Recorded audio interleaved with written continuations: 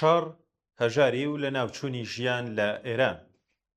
ئاژاری لە ئێران ئیتر پرسێک نییە کە تەنیا توێژە کەم دەرامەتەکان بگرێتەوە، بەڵکو بۆتە قەیرانێکی گشتگیر کە توێژی مامناوەند، موچەخۆران، خاننشینان و تەنانەت ژمارەیەکی زۆر لە شاخەڵانی دەرچووی زانکۆکانیش بەرەو هەرەسی گوزەران و مەعیشەت پاڵ پێوەدەنێت. بەپێی بەیاننامەی کانونی پیشەی مامۆستایانی ئێران و پشتبەستن بە راپۆرتی ناوەندی توێژینەوەکانی مەجلیس، ڕێژەی هەژاری لە ساڵی 1450 تاوی نزیکەی 41% خەڵمڵێنراوە و لە ئەگەری بەردەوامبوونی ئەم ڕەوتەی ئێستا تا ساڵی 1470 هەتاوی دەگاتە 45.5%. مانای ڕاشکاوانەی ئەم ژمارانە ئەوەیە کە نزیکەی نیوەی دانیشتوانی وڵات ڕەنگە توانای دابینکردنی سەرەتایی ترین پێداویستیەکانی ژیان لە خۆراک و خان و تا دەرمان و پەروەردەیان نەبێت. لە ئاوە دۆخێکدا شەڕ و نائەمنی ناوچەیی بابەتێکی گیانین، بەڵکو هۆکارێکی ترن بۆ خراپتربوونی دۆخەکە و تێچووی قەیرانەکە زیاتر لە هەمووان دەخەنە سەر شانی خەڵکی ئاسایی. شەڕ تەنانەت پێش ئەوەی شارەکان و ژێرخانەکان بە شێوەیەکی ڕاستەوخۆ وێران بکات، ئابووری لە ڕێڕەوی ئاسایی خۆی لادەدات. زیادبوونی تێشوە سەربازیەکان، نادڵنیایی بازاڕ، هەڵاتنی سەرمایە، دابەزینی سەرمایە گوزاری، تێکچوونی بازرگانی و گواستنەوە، گوشار بۆ سەر داهاتە هەناردەییەکان و بەرزبوونەوەی کتوپڕی نرخی درا و کەلوپەلە بنەڕەتیەکان لە زومرەی یەکەم لێکەوتەکانی ئەون. لابووریەکدا کە لە مێژە بەدەست هەڵاوسانی درێژخایەن، کورتهێنانی بودجە، داڕمانی بەهای پۆلی میلی و لاوازبوونی بەرهەمهێنانەوە دەناڵێنێت، هەر گرژی و ئاڵۆزیەکی سەربازی دەتوانێت خێرایی ڕەوتی هەژاربوونی کۆمەڵگە چەند بەرامبەر بکات. ئەو سەرچاوانەی کە دەبێت تەرخان بکرێن بۆ ڕەخساندنی هەلیکار، نۆژەنکردنەوەی قوتابخانەکان، باشترکردنی کەرتی دەرمان، دابینکردنی خانوو و پشتیوانیکردنی خاننشینان لە کەشوهەوای شەڕدا بەرەو پێداویستیە سەربازی، ئەمنی و قەرەبووکردنەوەی زیانەکان بەلاڕێدا دەبرن. دیارە هەژاری بەربڵاو لە ئێران بەرهەمی شەڕ نییە، بەڵکو سیاسەتەکانی چواردەی ڕابردووی کۆماری ئیسلامی بەشی هەرە زۆری کۆمەڵگەی لە زومرەی بەرەو هەڵدێری هەژاری و نائەمنی ئابووری بردووە. بەم حاڵەشەوە دۆخی نەشەڕ نەئاشتی و مەترسی بەردەوامی گرژی و ئاڵۆزیەکان دەبێتە هۆی قوڵتربوونەوەی ئەم قەیرانە پێکهاتەیە. ئاسەوارەکانی لەسەر سفرە و خوانی خەڵک بەڕوونی دەبینرێت و تێکچوونی ڕەوتی هاوردەکردن یاخود بەرهەمهێنان، نرخی کەرەستەی خۆراکی دەرمان و زەبەرز دەکاتەوە و دابەزینی بەهای درا و حەقدەستی ڕاستەقینە کەم دەکاتەوە. بەرەنگاربوونەوەی ڕێژەی موچە ئەگەر لە هەڵاوسان دوا بکەوێت، نەک هەر بەمانەی باشتربوونی ژیان یا بەڵکو جێگیرکردنی هەژاریە. بنەماڵەکان سەرەتا لە بەشی فەرهەنگ، سەیران و پۆشاکی کەم دادەبڕێن، دواتر کوالێتی خۆراک، دەرمان و پەروەردە کەم دەکەنەوە و لە کۆتاییشدا پەنا دەبەنە بەر قەرز وەرگرتن، فرۆشتنی دارایی یاخود کاری دووهەم و سێهەم.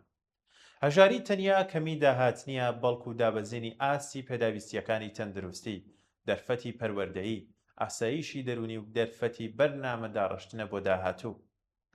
دۆخی معەلیمان و پەروەردەکاران نمونەیەکی ڕوونی ئەم پرۆسەیەیە.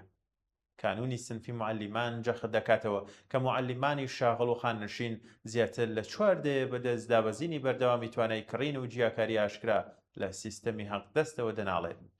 بڕیار بوو یاسای بەڕێوەبردننی خزمەتگوزاریە کیشوەریەکان کۆتایی بە بێنەزمی و جیاکاری بهێنێت، بەڵام جێبەجێکردنی ناتەوە و ئارەزوومەندانەیە و یاسایە کە لێنی نێوان داهاتی معەلیمان و تێچووی ڕاستەقینەی ژیانی قوڵتر کردوێتەوە.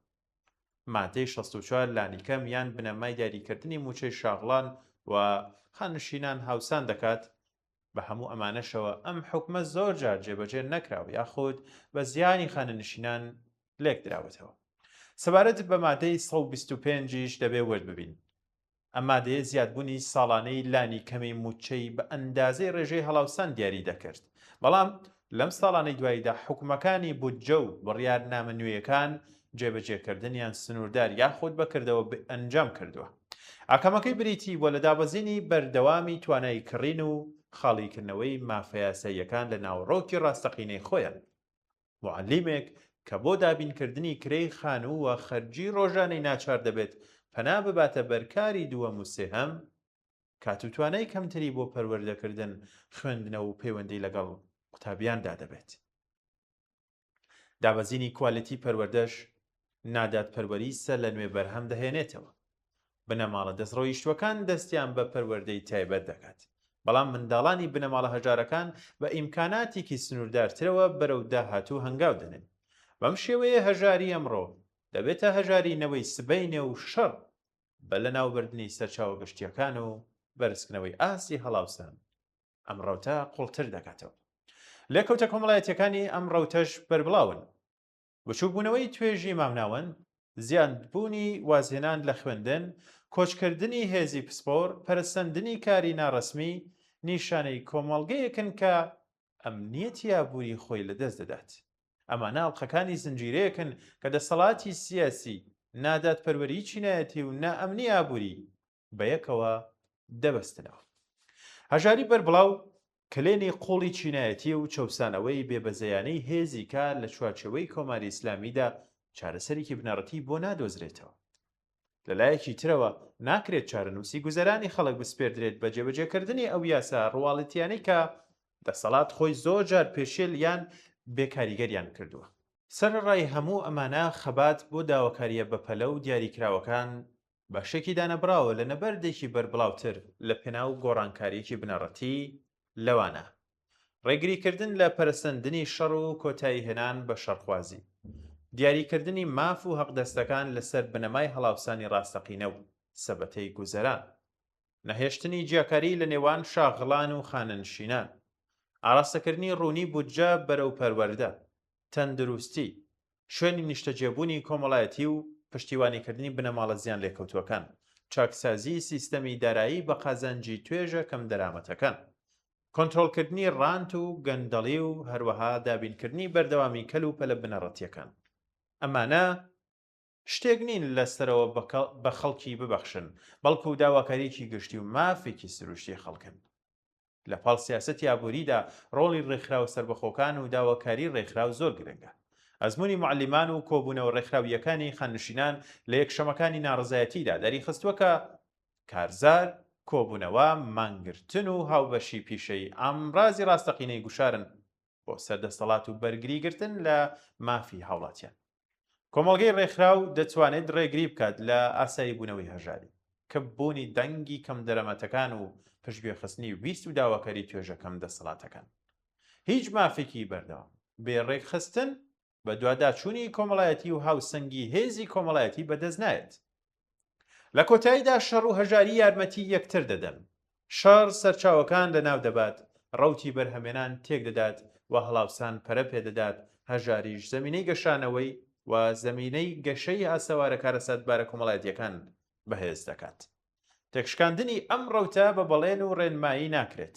ئاشتی خوازی، دادپەروەری حەقدەست، کۆنتڕۆڵکردنی هەڵاوسان، سودمەندبوونی هەمان لە خزمەتگوزاریە گشتیەکان و بەشداری ڕاستەقینەی ڕێکخراو سەربەخۆکان دەبێ ببنە بەشێک لە سیاسەتی یەکگرتوو. کاتێک نزیکەی نیوەی جەماوەر لەگەڵ مەترسی هەژاری بەرەو ڕوون، بابەتەکەی تر مەعیشەتی چەند توێژێک نییە، بەڵکو مەسەلەی داهاتووی کۆمەڵایەتی ئێران لە ئارادایە. ڕەمزی پاراستنی ئەم داهاتووە بەریتێ لە گەشەپێدانی بزوتنەوە کۆمەڵایەتیەکان، لێکاڵپێکانی داواکاریە پیشەی و گشتیەکان، ڕێکخستنی سەربەخۆی کرێکاران و زەحمەتکێشان و ستەملێکراوانی ئەم کۆمەڵگەیە.